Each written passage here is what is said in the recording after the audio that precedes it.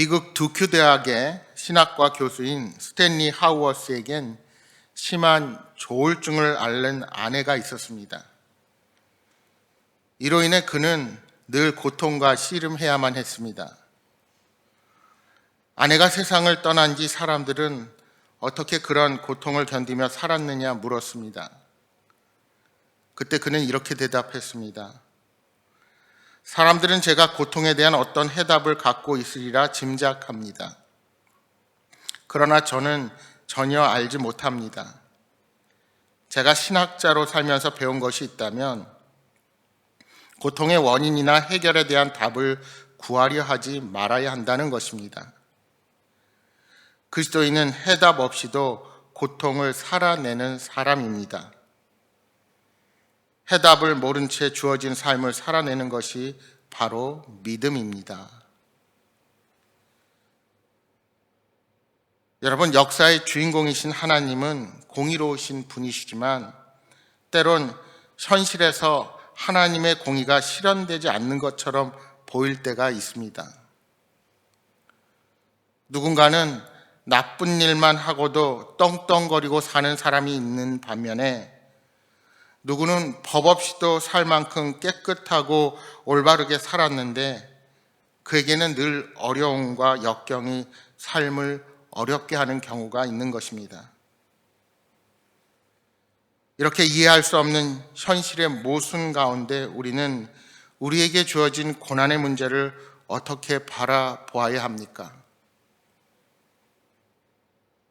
욥의 친구들은 욥의 환난이 욥의 죄의 결과라고 생각했습니다. 이는 공의로우신 하나님이 의인에게 복을 주시고 악인에게는 심판을 내리신다는 전제를 가지고 내린 결과입니다. 그러나 현실을 보면 의인이라고 항상 평안하지 않습니다. 또한 악인이라고 항상 재앙 속에 있지는 않습니다. 그래서 12장 말씀에서 의롭게 살아온 욥 자신이 재앙을 만나 사람들의 조롱거리가 된 반면에 강도의 장막은 형통하고 하나님을 진노하게 하는 자는 평안하다고 탄식하고 있는 것입니다. 혹자는 악인이 형통하고 의인이 환난에 처하는 것은 하나님이 계시지 않은 증거라고 주장하기도 합니다. 그러나 이는 하나님의 공의에 대한 오해에서 비롯된 잘못된 생각입니다. 어제 본문이었던 6절 말씀에 욥은 하나님이 악인의 손에 형통과 평안을 주셨다고 말합니다. 욥이 이렇게 말하는 이유가 무엇입니까? 정말 하나님은 그렇게 부당하게 일하시는 분이라는 것입니까? 그건 아닙니다. 욥이 이렇게 말하는 이유는 모든 고난을 죄의 결과로만 보는 친구들을 빗대서 하는 말입니다. 그들은 고난당하지 않고 평안하기에 재앙을 단순히 심판으로만 본 것입니다. 그래서 어려움을 겪는 친구를 위로하지는 못할지언정 오히려 더 깊은 궁지로 몰아넣는 결과를 가져오게 된 것입니다. 그렇습니다. 결과만을 가지고 원인이나 과정을 평가하면 안 됩니다. 현재 고난 중에 있다고 해서 그 사람이 반드시 죄인일 수 없습니다. 하나님은 때로는 악인들에게 복을 주시고 평안을 주시기 때문입니다.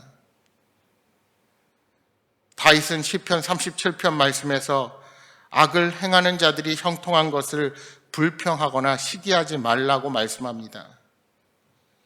일시적으로 악인이 형통하고 승리하는 것처럼 보이지만 결국에는 하나님의 공의로운 심판을 받을 것이기 때문입니다. 그러므로 악인의 형통함과 의인의 고난은 그 삶의 과정일 뿐입니다.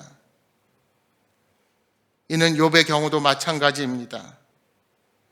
욥이 이유를 알 수 없는 극한 환난을 당하고 있지만 결국엔 하나님께서 욥을 높이실 것이고 무지함으로 그를 비난하던 자들은 정죄하실 것입니다. 따라서 악인의 형통함을 시기하고 불평하는 것은 하나님을 불신하는 태도에서 비롯된 것이므로 우리들이 마땅히 삼가해야 할 태도입니다. 그러니까 욥의 세 친구들의 논증을 그대로 밀고 나아간다면 결국 하나님의 성품을 부정하는 결과를 낳을 수가 있는 것입니다. 13절, 14절 말씀에 욥은 지혜와 권능, 계략과 명철이 모두 하나님께 속했으며 하나님의 섭리를 피할 수 있는 사람은 없다고 말합니다. 15절 말씀에 그가 물을 막으신 즉 곧 마르고 물을 보내신 즉 곧 땅을 뒤집는다 하는 것은 무슨 말입니까?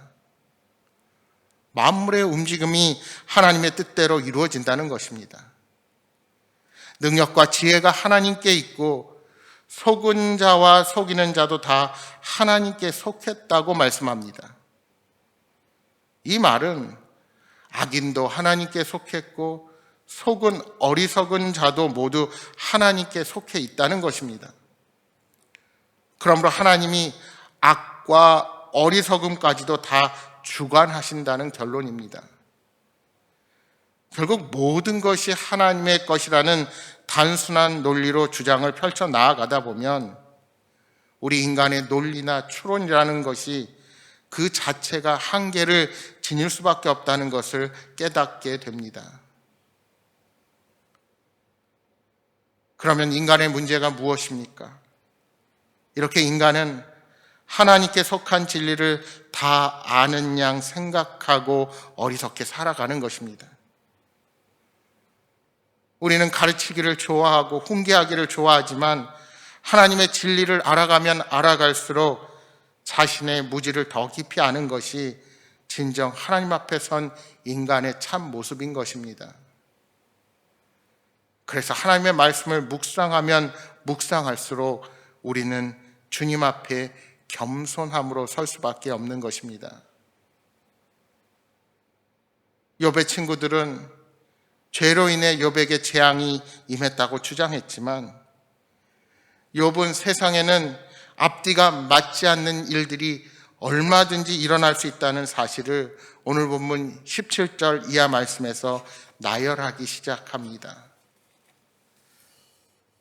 모사, 곧 왕의 관원이나 제사장과 같이 높은 자들이 벌거벗겨 끌려가는 일들이 생깁니다. 최고의 지혜를 가졌으리라 기대되는 재판장이 어리석은 자가 됩니다. 왕들이 화려한 옷을 벗고 맨 것을 풀어 허리를 동이는 일꾼으로 전락합니다. 제사장들이 벌거벗겨 끌려가는 일도 생깁니다. 권력 있는 자들도 예기치 않게 넘어집니다. 충성되고 나이 많은 지혜자들의 말은 거부당하고 귀한 자, 강한 자들도 멸시를 당하는 일이 생깁니다. 22절 말씀을 보십시오. 어두운 가운데서 은밀한 것을 드러내시며 죽음의 그늘을 광명한 대로 나오게 하시며 사람들이 아무리 숨기고 감추어진 비밀이나 발설해서는 안 되는 일들이 어느 한순간에 세상으로 드러나기도 합니다. 또한 세상에 묻힐 법한 진실이 만천하에 드러나는 것입니다. 뿐만 아니라 하나님은 한 나라의 흥망성쇠를 주관하셔서 민족이 부흥을 맞게도 하시고 쇠퇴하게도 하십니다. 이렇게 하나님이 주관하시는 민족의 역사가 하루아침에 완전히 역전을 가져오기도 하고 영원히 지속될 것만 같았던 왕권과 권세들이 갑자기 쇠락하기도 하는 것입니다. 여러분, 욥이 왜 이러한 세상의 역사의 예를 말하고 있습니까? 그것은 친구들이 주장하는 것처럼 하나님의 역사가 그렇게 간단치 않기 때문입니다. 친구들이 주장하는 것처럼 하나님은 질서와 정의의 하나님만은 아니라는 것입니다. 하나님은 지혜와 권능을 가지고 계신 분이시지만 때로 하나님의 통치 방식은 우리 인간의 머리로는 예측 가능하지 않다는 것입니다. 하나님은 때로 의인들을 향해서도 죄를 물으시고 악인들에게도 복을 주기도 하신다는 것입니다. 여러분, 인간이 가진 지혜는 매우 한계를 가지고 있습니다. 따라서 자기 지식에 근거하여 자기 말이 절대적으로 옳다고 확신하는 것만큼 어리석은 태도는 없습니다. 그러므로 우리는 하나님에 대해 무엇을 아는 것처럼 다른 사람들을 평가하지 말고 어떠한 경우에도 하나님께서 우리를 가장 선한 길로 인도하심을 확신하는 믿음 가운데 살아가야 할 것입니다.